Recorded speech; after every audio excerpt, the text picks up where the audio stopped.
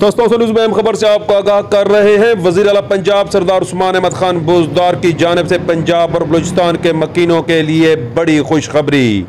तौसा से बलूचिस्तान बरस्ता भारती कुशादा रोड को जल्द मुकम्मल करने के अहकाम जारी कर दिए। कमिश्नर डेरा गाजी खान ज़ीशान जावेद ने चौकीवाला के करीब ज़ेर तामीर मनसूबे का मुआयना किया। इस मौका पर director development Ubaidur Rashid, assistant commissioner Taunsa Mohammad Asad Chandia और दीगर भी उनके हमरा थे। ऐसी हाईवेज शेख एजाज ने मनसूबा पर उनको ब्रीफिंग दी। इस मौका पर उनका कहना था 138 किलोमीटर रोड पर 10 अरब 48 करोड़ 50 लाख रुपए खर्च होंगे।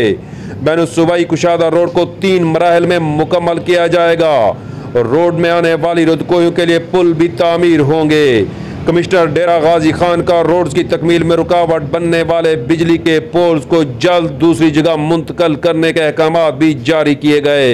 सुहेल शहजाद, तौसा न्यूज़, तौसा शरीफ।